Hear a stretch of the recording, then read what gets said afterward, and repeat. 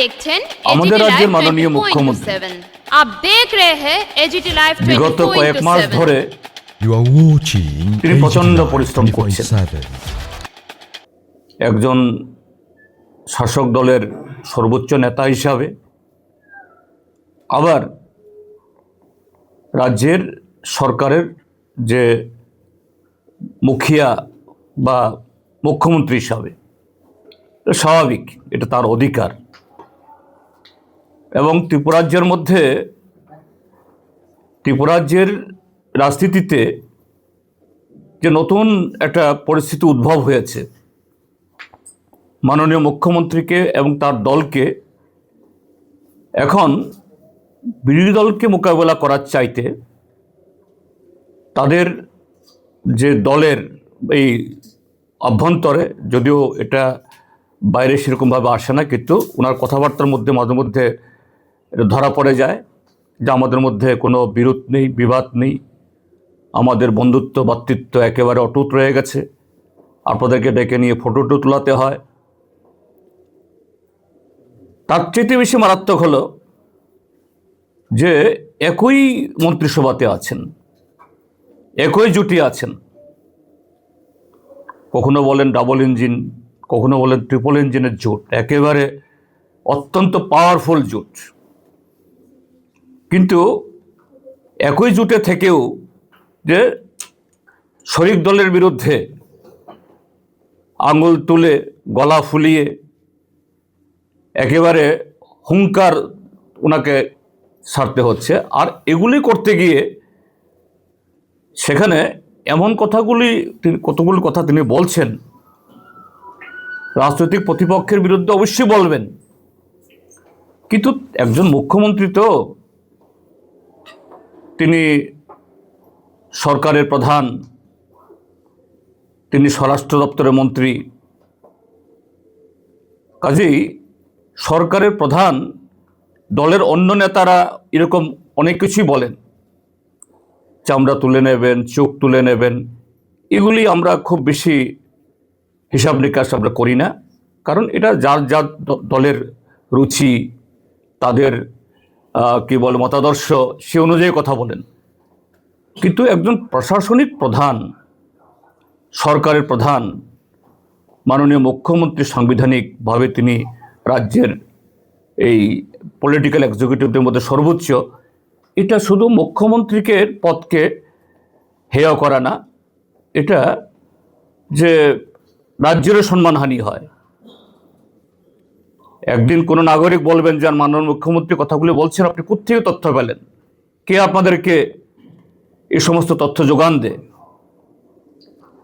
কাজেই মাননীয় মুখ্যমন্ত্রী আমাদের রাজ্যের সুনাম, সরকারের সুনাম রক্ষার্থেই এবং সে পদের তার যে মর্যাদা, এটা রক্ষার্থেই তিনি, তাকে যারা এই সমস্ত তথ্য সাপ্লাই করেন বিভিন্ন জায়গায় বলার জন্য, তিনি একটু সময় করে চিন্তাভাবনা করবেন এবং রাজ্যবাসীকেও তার যে এই ভুলভাল বলা, এটা যাতে ক্ষমার চোখে দেখেন, এই জন্যই কথাটা আমি অবতারণা করতে বাধ্য হচ্ছি।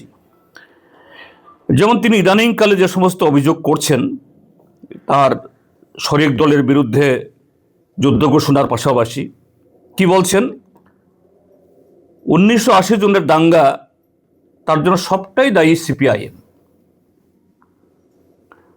এবং সিপিএমের আমলে নাকি প্রত্যেক দিন দুপুরে রাতে বিরতে খুন, ধর্ষণ একেবারে লাগামহীনভাবে ত্রিপুরাজ্যে ছিল। এরপরে বলেছেন আগরতলা শহরের পাপাই সাহা হত্যাকাণ্ড, এর জন্যও দায়ী সিপিআইএম। গতকাল অত্যন্ত মারাত্মক একটা কথা বলেছেন, আমার মনে হয় আমি কেন, যারা তার মুখে এই ঘটনা শুনেছেন, এ রাজ্যের কোনো পত্রিকাতে এটা ওঠেনি, কেউ শুনেনি, যে এই কোনো একজন মহিলা, তিনি অন্তঃসত্ত্বা এবং কোনো একটা নির্বাচনে প্রার্থী হয়েছিলেন, নাম বলবো না বলে একটা নাম তিনি বলেছেন, তারপর বলছেন আবার কোন জায়গা খোয়াই। একজন নন ট্রাইবাল মহিলা তিনি প্রার্থী হয়েছিলেন, তাকে ডেকে নিয়ে গিয়ে তার পেটে লাথি মেরে তার সন্তানকে মেরে ফেলা হয়েছে এডিসি নির্বাচনে। তারপরে বলেছেন ভোটের আগে এবং ভোটের পরে লাগামহীন সন্ত্রাস হতো, শত শত বাড়ি ঘর পুড়িয়ে ফেলা হতো, দোকানপাট লুট হতো, পার্টি অফিস ধ্বংস করে দেওয়া হতো। এরপরে বলেছেন কংগ্রেসের সাথে যে সিপিআইএম বা বামেরা গত 2023-এর নির্বাচনে সিট সমঝোতা করেছে, এটা একটা অবৈধ জোট। তিনি এটার বৈধ অবৈধ এই কথা বলছেন, কোন যুক্তি জানি না। তারপরে বলছেন যে জিতেন্দ্র চৌধুরী সিপিআইএমের নেতা, তিনি বিজেপি টিপরামথা জামালার তত্ত্ব,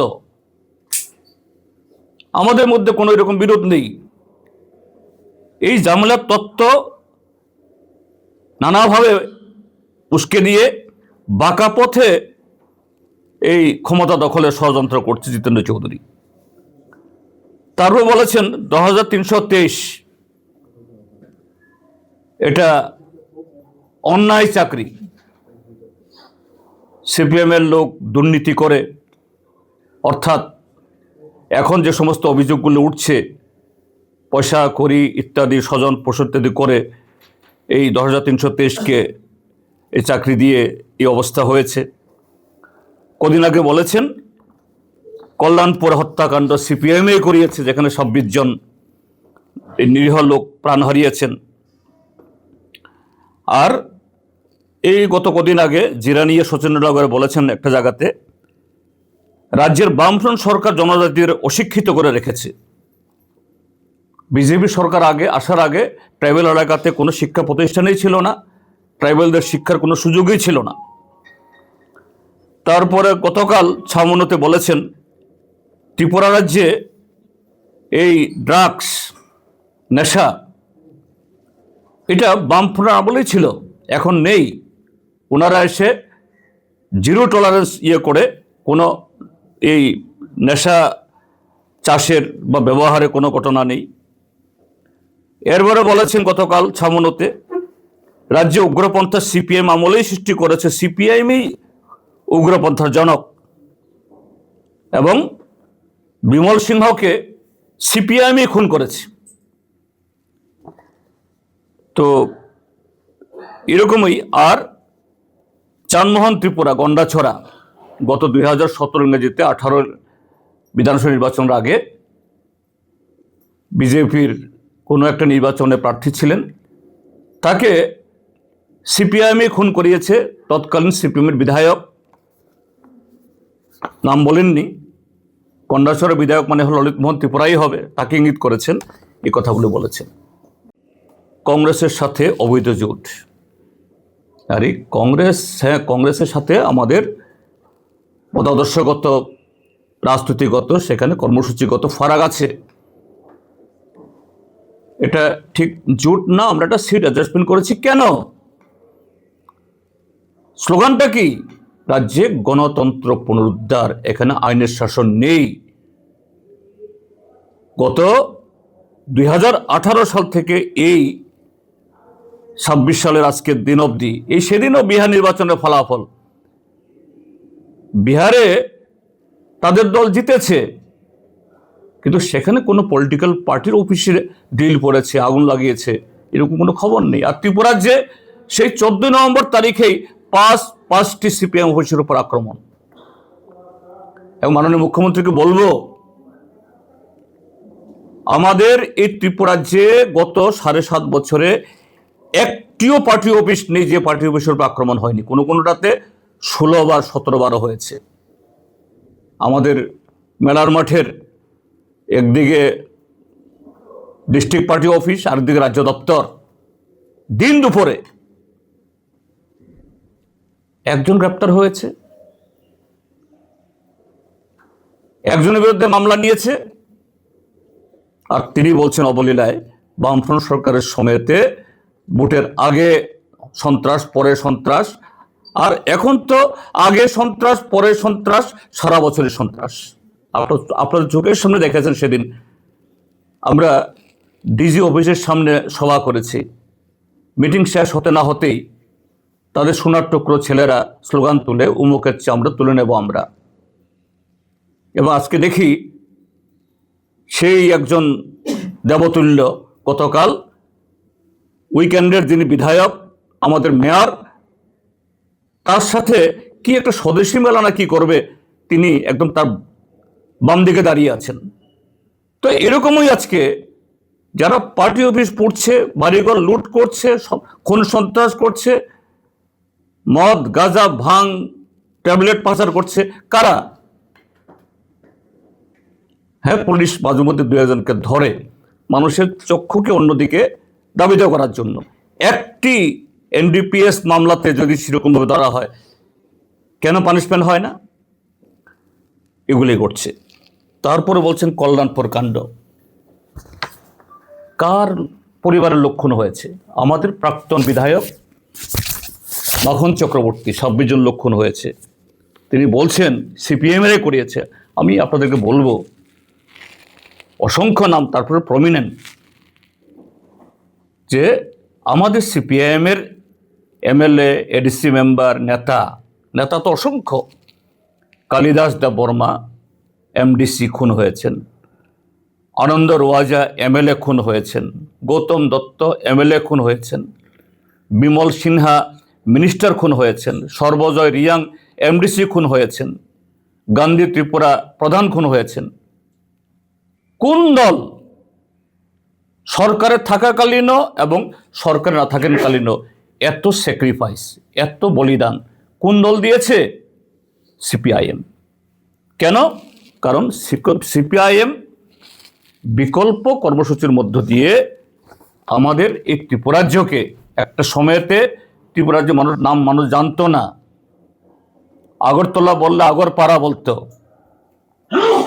সেই স্থল বেষ্টিত অন্ধকারে নিমজ্জিত এই ত্রিপুরাজ্যকে বামপন্থী ফ্রন্ট সরকার বিকল্প কর্মসূচির মধ্য দিয়ে শিক্ষা, সংস্কৃতি, পরিকাঠামো উন্নয়ন, কৃষি, শিল্প যদিও সেরকম বিকশিত হয়েছে বলবো না, কিন্তু তার যে শুরুয়াত, এটাই সহ্য হয় না কায়েমি স্বার্থ। কাজেই সাম্প্রদায়িক এবং এই বিভাজনের শক্তি নানা নামে, টিপিএলও, টিএনভি, ये न्यूज एनएलएफटी, कंटेंट टाइगर देखने फोर्स, के लिए আমরা বাঙালি, शुक्रिया। अगर বিএনএলএফ, आपका कोई सुझाव है প্রত্যেকের হাতে तो हमें খুন कमेंट হতে হয়েছে कीजिए, সিপিএম কে, আজকে হতে सब्सक्राइब হচ্ছে। कीजिए এই एजीटी लाइव স্যাক্রিফাইস কে করেছে? 24/7। আর তিনি বলে দিলেন Thanks বেমালুম for watching সব সিপিএম রে AGT করেছে। 24/7 সিপিএম করে কি সিপিএম এর নিজের লোকদের খুন করবে? এরপর বলছে 2323। আমি মাননীয় মুখ্যমন্ত্রীকে বলবো, সম্ভবত তিনি আইন দপ্তরেরও দায়িত্বপ্রাপ্ত, 2323 আয় কি? এখানে ইন্টারভিউতে কোনো ধরনের ফ্ল নেই, কোনো স্বজন পোষণ নেই। আজকে আকছার সারা দেশে যেটা হয়, মধ্যপ্রদেশে, আসামে, পশ্চিমবাংলাতে, কিন্তু কি দোষ ধরেছেন? যে তাদের রিক্রুটমেন্ট রুলস, সেই রিক্রুটমেন্ট রুলস তৈরি হয়েছে 1980 ইংরাজি। সেই রিক্রুটমেন্ট রুলস অনুযায়ী রিক্রুটেড যারা আজকে ত্রিপুরাজ্যের 1 লাখ বা তার সাথে একটু বেশি কর্মচারী এখনো যারা রিটায়ার করেননি, বিভিন্ন বয়সে আছেন, তার 99.9% সেই আর দ্বারা নিয়োজিত হয়েছেন। কিন্তু মাননীয় আদালত শিরোধার্য, আদালত হঠাৎ করে এই 10,323 বেলায় না, এটা অন্যায়, যে রিক্রুটমেন্ট রুলসে কোনো ধরনের অর্থনৈতিক ক্রাইটেরিয়া, ইকোনমিক্যাল কোনো এই কি বলে বেনিফিট দেওয়া যায় না। আমরা সেখানে নিডি কাম সিনিয়রিটি একটা প্রভিশন ছিল, কিন্তু এখন তো পার্লামেন্টে ভারত সরকার ইএস করেছে 10%।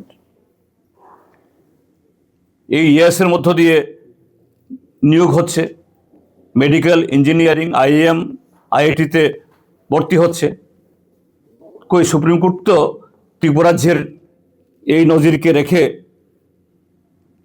সেন্ট্রাল গভর্নমেন্টকে বলেনি এটা করা যায় না। তো সেই জন্য বলছিলাম আমি সেদিন, যখন পশ্চিমবাংলার এই কেসে যখন এই 26,000 না কতজন জানি শিক্ষকদের আবার যে মানবিক কারণে এদেরকে পুনর্নিয়োগ করার জন্য বলেছিল, আমি বলেছিলাম যে ত্রিপুরার সরকার তারাও সুপ্রিম কোর্টের কাছে পিটিশন দিন এটা রিভিউ করার জন্য। ওইখানে 26,000-এর জন্য বিবেচনা হয়েছে, আমাদের এখানে 10,323, তার মধ্যে অনেকেই মরে গেছেন। ইতিমধ্যে বেশ কিছু অন্য দপ্তরে চাকরি পেয়ে গেছেন, এখনও বোধহয় 7,500-8,000 এরকম আছেন, কিছুই পায়নি, এদের ব্যবস্থা করা হোক। আর তিনি বলে দিলেন এটা না করে, অথচ এই 10,323-কে এদেরকে পুঁজি করে আসামের বর্তমান মুখ্যমন্ত্রী তাকে আনিয়ে তোমাদেরকে ন্যায় দিলাইগা, এবং তৎকালীন তাদের সভাপতি যিনি কদিনের জন্য মুখ্যমন্ত্রী হয়ে গেছেন, তিনি গিয়ে 10,323-এর ধর্ণামঞ্চে গিয়ে এখানে বলেছেন প্রয়োজনে সংবিধান সংশোধন করে 10,323-কে পুনর্বহাল করবেন, এবং ত্রিপুরাজ্যের মধ্যে এরকম কেউ ভাতে মরবে না। আজকে কেন মরছে তার উত্তর নেই কেন? আর তিনি বলছেন ষড়যন্ত্র। কেন ষড়যন্ত্র করব? তোমাদের দুই দলের মধ্যে দহরম মহরম কিলাকিলি, তোমরা বলছো ত্রিপুরাজ্যে দোস্তি দিল্লিতে গিয়ে না, ত্রিপুরাজ্যে কুস্তি দিল্লি থেকে দোস্তি। তোমরা তো ত্রিপুরাজ্যের মধ্যে দুস্তিও করছো কুস্তিও করছো, আমাদেরকে বলছো তোমরা অবৈধ জোট, আর তোমাদের এটা কি সুবিধাবাদী? আমাদের কোনো অবৈধ জোট না, আমরা পরিষ্কার রাজনৈতিক রোডম্যাপ দিয়েই যে না গণতন্ত্র রক্ষায় সংবিধান রক্ষায় আমাদের মধ্যে কংগ্রেস সিপিএমের মধ্যে ফারাক সত্ত্বেও আমরা একসাথে দাঁড়িয়েছি, কেননা গণতন্ত্র না থাকলে কোনো দল থাকবে না। তো এটাই আমার বলা যে মাননীয় মুখ্যমন্ত্রী এভাবে অনর্গল অসত্য কথা বলছেন, বাস্তবের সাথে যা সহ্যহীন, এবং কিছু লোক তাকে তথ্য সাপ্লাই করছেন। আমার করজোর অনুরোধ মাননীয় মুখ্যমন্ত্রীকে, প্লিজ, আপনি যেমন বিজেপি নেতা, কিন্তু আপনাকে বেশি বেশি উচ্চারিত হয়, আপনি মাননীয় মুখ্যমন্ত্রী, রাজ্যের একজন মুখ্যমন্ত্রী এরকম যে সত্য অপলাপ করবেন প্রতিদিন, এটা রাজ্যের কলঙ্ক। এই কলঙ্ক যাতে না হয়, আমি মুখ্যমন্ত্রীর চেয়ারকে বিশুদ্ধ রাখার জন্য, বিতর্কের ঊর্ধ্বে রাখার জন্যই আমার আজকে বিধানসভাতে একটা গৌরগম্ভীর স্মরণ সভার পর এটা করতে বাধ্য হলাম। এটা থেকে মুখ্যমন্ত্রী বিরত হন, নতুবা আপনিও এমনিই আস্থা করে গেছেন, বেশি দিন থাকবে না, আস্থা করেই মানুষ আপনাকে বিচার করবে। এই তো মুখ্যমন্ত্রী, মুখে যা বলে তা বলে, মুখ্যমন্ত্রী স্বরাষ্ট্রমন্ত্রী হয়েও তার কাছে ত্রিপুরার ইতিহাস জানা নেই, ত্রিপুরার রাজনীতি জানা নেই, এ কথাই বলবেন। এটা একজন মুখ্যমন্ত্রী সম্পর্কে এরকম ধারণা হওয়া উচিত নয়। এই হলো মোটামুটিভাবে আমার বক্তব্য।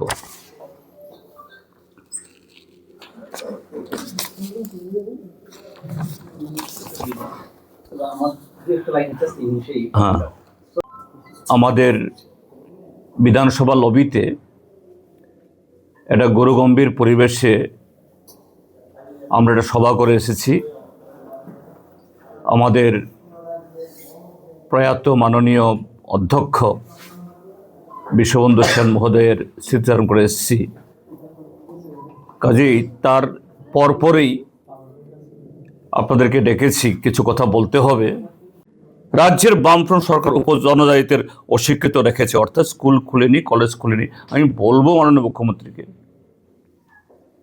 আপনারা গত 7.5 বছরে কোন স্কুলটা খুলেছেন? আপনারা স্কুল বন্ধ করেছেন। 78-এ বামফ্রন্ট সরকার আসার আগে ত্রিপুরা রাজ্যে ট্রাইবালদের মধ্যে শিক্ষার হার কত ছিল? আর মাধ্যমিক 12, বিএ, এমএ, ডাক্তার, ইঞ্জিনিয়ার কতজন ছিল? আজকে ঘরে ঘরে। আর তিনি বেমালুম বলে ফেললেন যে না, সব তারা করেছেন। কি করেছেন?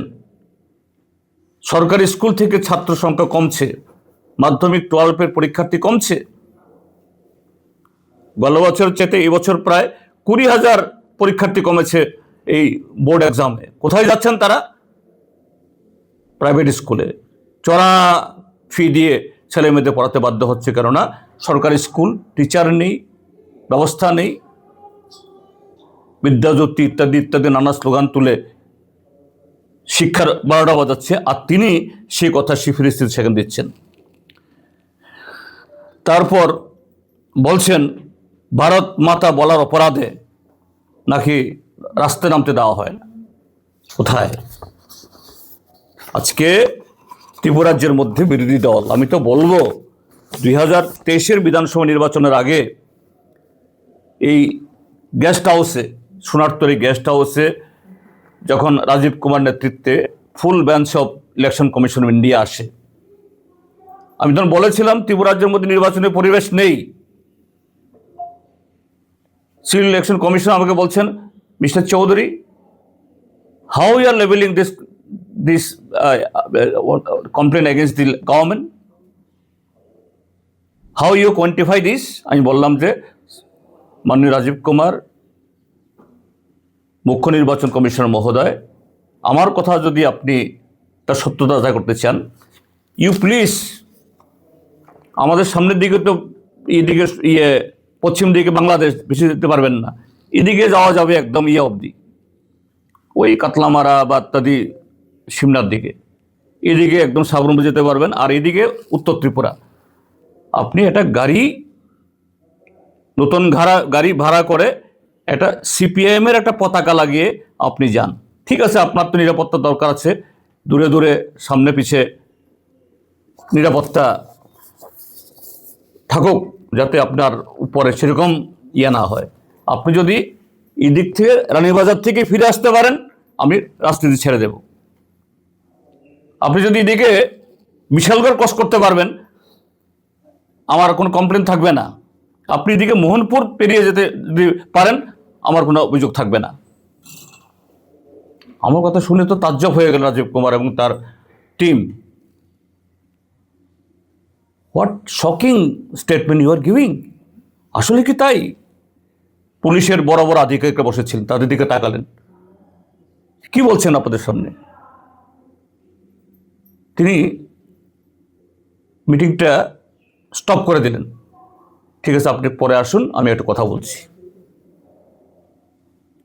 তিনি তৎকালীন ডিজি আইজিদের কথা বললেন এবং তখনকার সময়কার পুলিশ আধিকারিকরা এরা তাৎক্ষণিক জবাব দিতে পারেননি। দ্যাট ওয়াজ দ্য সিচুয়েশন এবং স্টিল ইট ইজ প্রিভেলিং এখনো। আর তিনি বলছেন যে ত্রিপুরাজ্যের মধ্যে মানে ওনার আমলে আইন শৃঙ্খলা একেবারে অবাধ। ডিজি অফিসের সামনে, এত পুলিশের সামনে, সেখানে বিরোধী দল নেতার চামড়া তুলে নেবার স্লোগান তুলে মাইক ভেঙে ফেলে, মাথা ফাটিয়ে দেয়, একটা লোক গ্রেপ্তার সেখানে হয় না। বলছেন অবাধ গণতন্ত্র চলছে। কাজী আমার কথাগুলো বলাই কারণে তারপরে এই চানমোহন ত্রিপুরা গন্ডা তুইসা, তার মরদেহ নিয়ে তখন নাটক হয়েছে সুনীল দেওদার সহ, এবং তার অস্থি কলস গন্ডাছড়া নিয়ে বিশাল শ্রাদ্ধ করলো। ঠিক আছে, তাদের দলের লোক যদি হয়ে থাকে করেছেন, কোনো আপত্তি নেই। ত্রিপুরাজ্যের সমস্ত নদী ছড়া করে তার অস্থি বিসর্জন দিল। আমাদের সরকার আসতে পারলে চানমোহন ত্রিপুরার পরিবারের জন্য সমস্ত ব্যবস্থা করবেন। কই, আমি তো গন্ডা তুইসাতে যাই, সেই পরিবার কিছু পেয়েছি কিনা তার কথা মনে আর কেউ খেয়াল রাখেনি। আজকে নতুন করে এডিসি দখল করতে হবে। একই মন্ত্রিসভাতে আছেন তাদের মথা বিজেপি, এক শরিক বলছেন 28-28 একটা সিট ছাড়ব না, আর তিনি বলছেন যে কোনো মূল্যে 28 দখল করব। এটা মুখ্যমন্ত্রী সে ভাষায় কথা বলতে পারেন? এরপরে বলছেন জিতেন চৌধুরী, মথা আর বিজেপির মধ্যে ঝামেলার তত্ত্ব দিয়ে বাঁকা পথে ক্ষমতা দখলের ষড়যন্ত্র করছে। আমি খুব বিনীতভাবে ওনার কাছে তো বললে এই উত্তর পাবো না, আপনার কাছে বলবো, জনগণের কাছে বলবো, যারা আমার বক্তব্য শুনছেন। বলছেন জিতেন চৌধুরী তো মাথা না দাঁড়ানোর কারণে জিতে এসছে। এটাই তো সত্য কথাটা। মাথা যদি 20টা বিধানসভা সংরক্ষিত কেন্দ্রের অতিরিক্ত জেতার 1% সম্ভাবনা না থাকলেও আরো 22টা সিটে দাঁড়িয়েছেন। কেন দাঁড়িয়েছেন? না দাঁড়ালে সেখানকার ট্রাইবেলরা তাদের কাছে অপশন যেত কাকে ভোট দেবেন,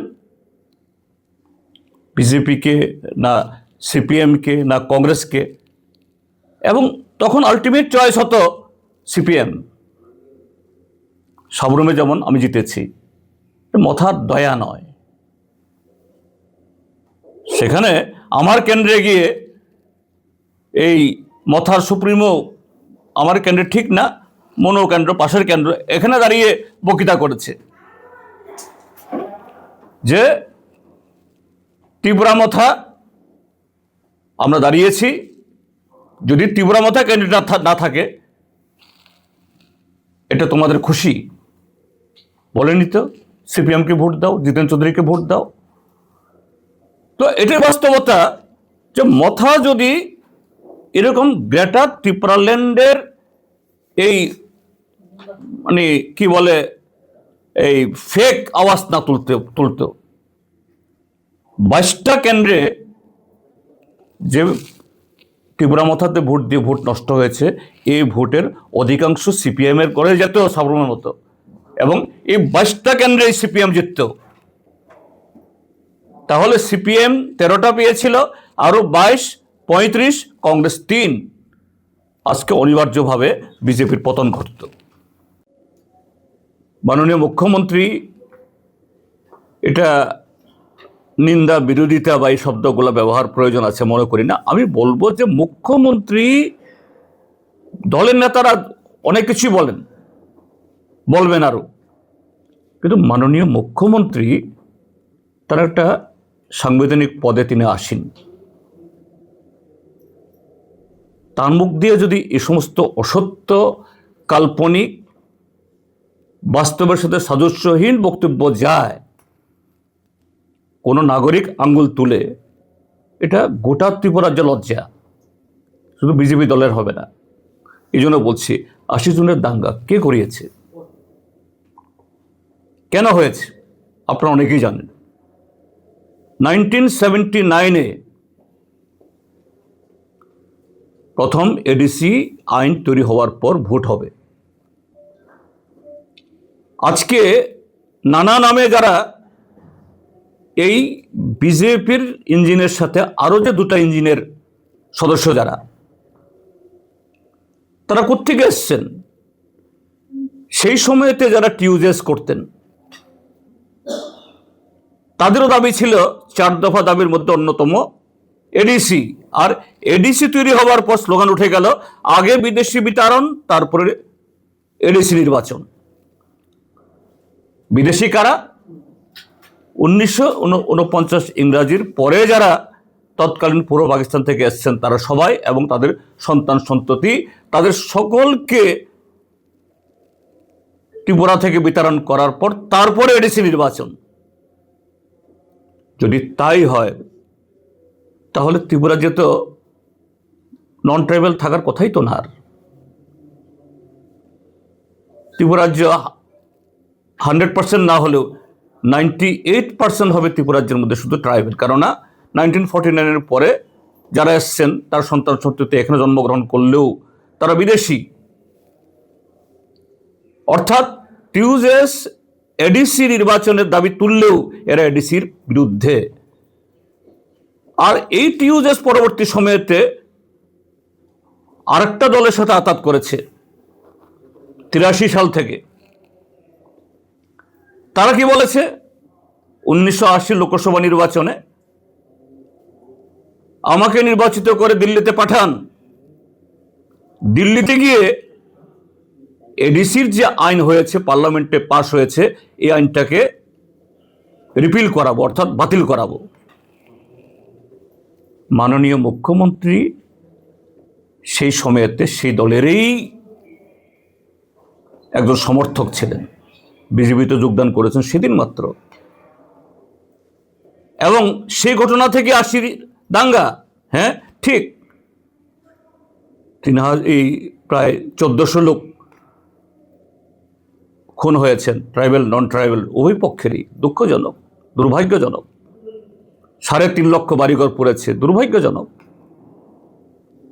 আর তিনি যাদের কারণে দাঙ্গা হলো এদের নাম উচ্চারণ করলেন না, দোষ চাপিয়ে দিলেন সিপিএমই করেছে, তিনি ব্যাখ্যা করলেন না। খুন দর্শন দিন দুপুরে নাকি হতো। মাননীয় মুখ্যমন্ত্রী, আপনার হাতে স্বরাষ্ট্র দপ্তর, তাহলে রেকর্ডগুলো টানুন না।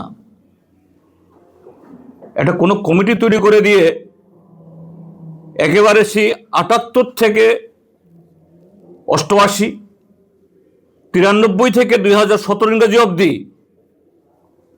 বের করুন।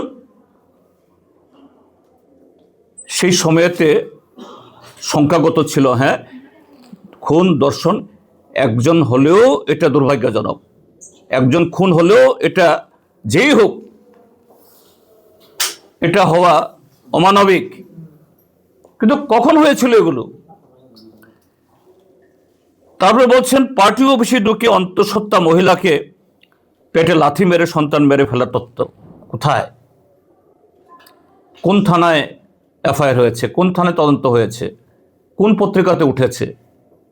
কোন সেই মহিলা এডিসি নির্বাচনে প্রার্থী হয়েছিলেন বিজেপির দলের এই চিহ্ন নিয়ে? তিনি বলে দিলেন। একজন মাননীয় মুখ্যমন্ত্রী এরকম বলতে পারেন? পাভাই শাহ হত্যাকাণ্ড, হ্যাঁ পাভাই শাহ হত্যাকাণ্ড হয়েছে, এ নিয়ে বামফ্রন্ট সরকার তদন্ত করেছে, খুঁজে বের করেছে কারা